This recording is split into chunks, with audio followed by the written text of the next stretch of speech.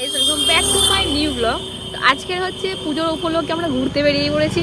তো কটার সময় বেরিয়েছি সেটা আগে তোমাদের সাথে শেয়ার করে দিচ্ছি। দেখো এখন হচ্ছে অলরেডি 11:30 বেজে গেছে। আমার হাজব্যান্ডের মুড হয়েছে যে ঘুরতে যাব। কোথায় যাব, কিভাবে যাব কোনো জানি না, জাস্ট রেডি হয়েছি, বেরিয়ে পড়েছি। চলো সঙ্গে থাকো আর দেখতে থাকো কোথায় যাচ্ছি। তো চলো ব্লগটা কন্টিনিউ করা যাক।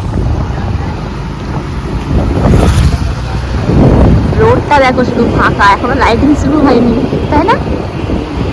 এরকম ফাঁকা রোডে কিন্তু ঘোরার মজাই আলাদা। এখনো অনেক প্যান্ডেল রেডিও হয়নি। হ্যাঁ, এই দেখো এখানে একটা প্যান্ডেল আছে, এটার জন্যই আমি প্যান্ডেল দিতে চলো চলো। এই দেখো ঠাকুর কিন্তু অলরেডি এসে গেছে, শুধু মুখটা এখন ঢেকে রেখেছে আপাতত। তো চলো আরো এগিয়ে যাওয়া যাক। দেখো আমরা অলরেডি মেন রোডে বেরিয়ে গেছি। তো ফার্স্ট এখান থেকে সিধা যাবো পাটুলি রোডটা ঘুরবো আগে, তারপরে বাকিটা দেখা যাক কোথায় যাওয়া যায়।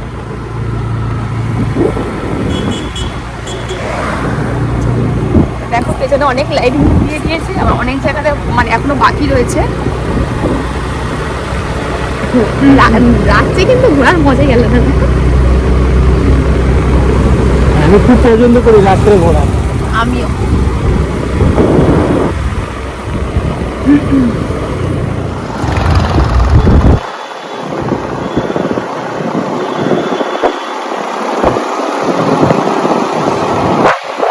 আমরা এই রোড থেকে যাচ্ছি, লাইটিং গুলো বোঝা যাবে না, তাই পেছন থেকে ভালো করে দেখি।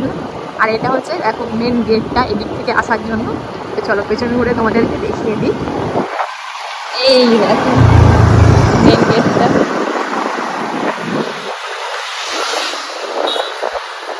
দিনের বেলায় জ্যাম থাকলে না মানে ঘুরে পোষায় না, রাত্রে দেখো পুরো ফাঁকা, মানে কোনো হরেন নেই কিছু না, জাস্ট সাইড দিয়ে সব ডিরেক্ট চলে যাচ্ছে, তাই না? তো ফ্রেন্ড দেখো এখানে গেটটা কত সুন্দরভাবে সাজিয়েছে।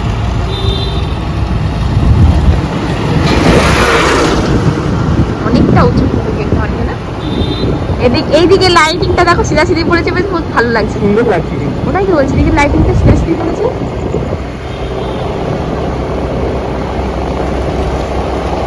এই রোডটা একটু ফাঁকা হতো।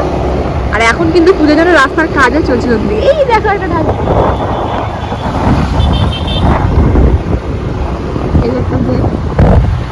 এইটা দারুণ লাগছে কিন্তু। এই সিনটা ভালো লাগছে।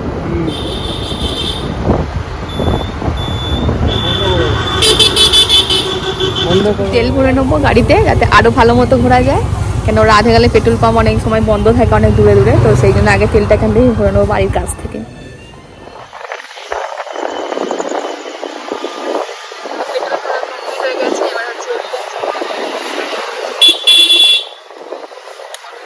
ভিতরে মানে এদিকটা একবার দেখে সবাই দেখছে যে বাহ,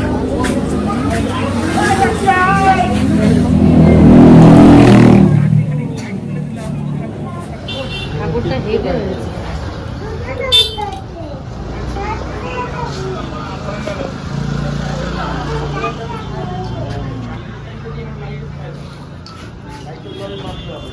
ফাইনালি এসে পৌঁছে গেছি আমরা পাটুলির রোডে।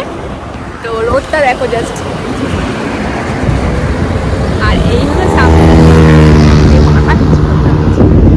এই হচ্ছে পাটুলির রোডে। চলো পৌঁছে গেছি। অনেকদিন ধরে আসবো ইচ্ছা হচ্ছিল, আসা হচ্ছিল না। তো দেখো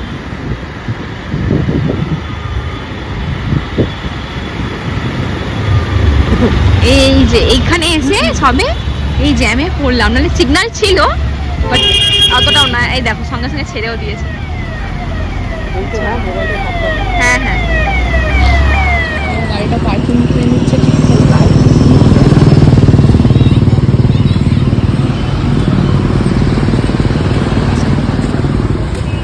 ফাইনালি আসা হলো, তাহলে বলো একটা জায়গা খালি পেয়ে গেছি, তো আপাতত একটু বসবো, তারপর হচ্ছে ঘুরবো, তাই না?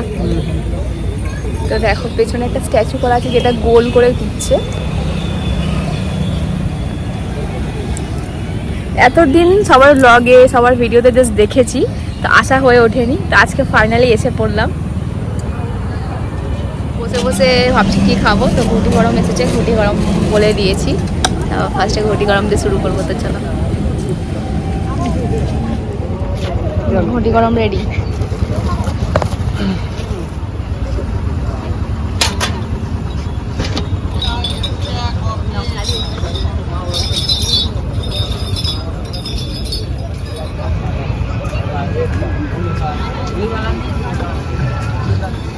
ফ্রেন্ড অনেক ঘুরলাম, অনেক ইয়ে করলাম, তো এবার হচ্ছে বাড়ির দিকে যাবো, যেহেতু 2টো বাজতে যায়।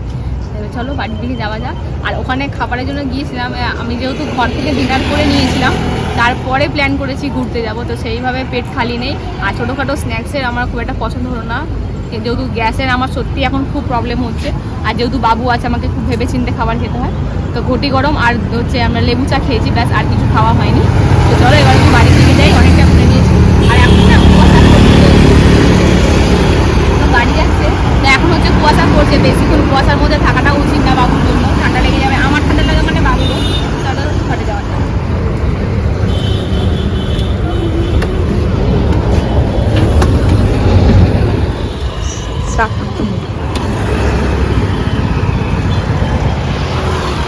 ফ্রেন্ড খাওয়া দাওয়ার পরে যেহেতু ঘুরতে বেরিয়েছিলাম, তো হজমটা ঠিকঠাক হয়নি, তাই না একটা 7 আপ নিয়ে নিয়েছি আর একটু লেস নিয়েছি, কারণ শুধু শুধু 7 আপটা খুব একটা ভালো লাগে না, তাই একটা লেস নিয়েছি।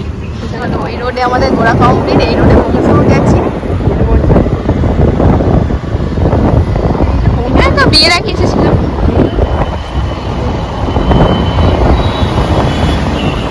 তো ফ্রেন্ডস, ভিডিওটা এই পর্যন্তই। ভিডিওটা ভালো লাগলে প্লিজ কমেন্ট করো। Thank you for watching.